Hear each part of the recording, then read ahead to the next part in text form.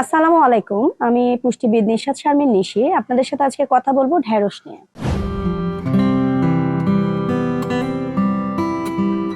এই নরম সবুজ পিচ্ছিল সবজিটি অনেকেরই খুবই পছন্দ, আবার অনেকেরই খুবই অপছন্দ। তবে এই সুস্বাদু মজার এই সুন্দর সবুজ সবজিটির অনেক পুষ্টিগুণ।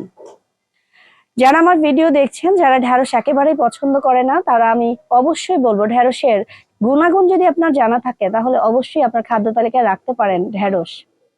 ঢেঁড়স মোটামুটি এখন সবসময় পাওয়া যাচ্ছে। সো ঢেঁড়স দেখবেন যে রান্না করাটা খুবই সহজ। যারা রান্না করতে খুব ঝামেলা মনে করেন, ভেজিটেবল খেতে পছন্দ করেন না, বা অনেক ছেলেরা স্পেশালি ঢাকায় আসেন যারা হলো রান্না অন্যের উপরে ডিপেন্ডেন্ট থাকে, অথবা তাড়াহুড়ো করে কিছু একটা রান্না করে খেয়ে ফেলে, কারণ সবজি রান্না করাটা কিন্তু খুবই কষ্টর।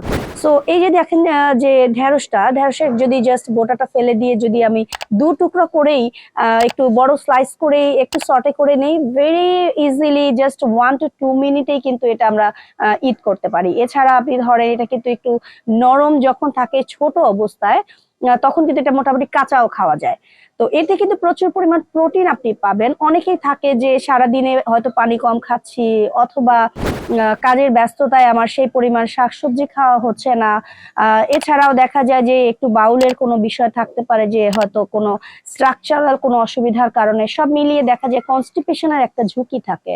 মোস্ট অফ দ্য পেশেন্ট থাকে যে আমাদের অনেক ধরনের ভেজিটেবল নিচ্ছি, অনেক কিছু খাচ্ছি, কিন্তু আমার তো পায়খানা বেশ কষা থাকে। তা আমি তাদেরকে সাজেস্ট করবো যে আপনারা কিন্তু খাদ্য তালিকায় সপ্তাহে অ্যাটলিস্ট 2 থেকে 3 দিন ঢেঁড়স রাখতে পারেন। এভরিডেও রাখতে পারেন, কিছু একটা টাইম ফিক্সড করে নিয়ে।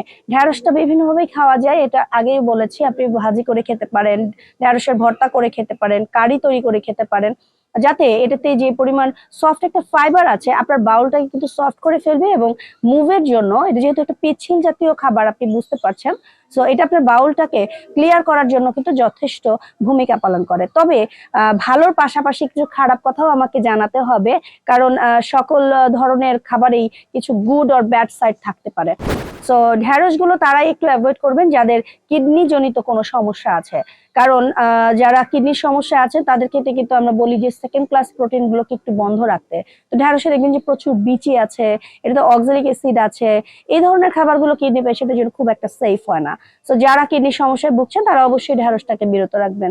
এছাড়া এখন কিন্তু একটা উইন্টার টাইম, এই উইন্টার টাইমে কিন্তু অনেকেই পছন্দ করেন যে ঢেঁড়সের একটা তরকারি খাই, কিন্তু এই সময় অনেকের ইউরিক অ্যাসিড বাড়তি থাকে, বা বাতের ব্যথা, গায়ে ব্যথা, পায়ে ব্যথা, গিটে গিটে ব্যথা, এই ধরনের কোনো ব্যথা যদি আপনার থেকে থাকে, তাহলে অবশ্যই ঢেঁড়স আপনার খাদ্য তালিকায় রাখার প্রয়োজন নেই। বাচ্চারা অনেক সময় ডিফারেন্ট খাবার খেতে পছন্দ করে। আপনারা ছোট ছোট টুকরা করে এটা যদি কোনো একটা সবজির সাথে মিক্সড করে দেন, তাহলে কিন্তু এটা ইজিলি কিন্তু বাচ্চারা গিলে খেয়ে ফেলতে পারে, এবং বাচ্চাদের এই প্রোটিন, এর ভিতরে যতটুকু প্রোটিন আছে সেটাও কিন্তু বাচ্চাদের টোটাল খাবারের যেই প্রোটিনের চাহিদা তার ভিতরে প্লাস হয়ে যাবে। এখন কিন্তু সবজির দাম অনেক অনেক বেশি, এখন আমরা সবাই মোটামুটি একটু এই ধরনের সমস্যাতেই আছি।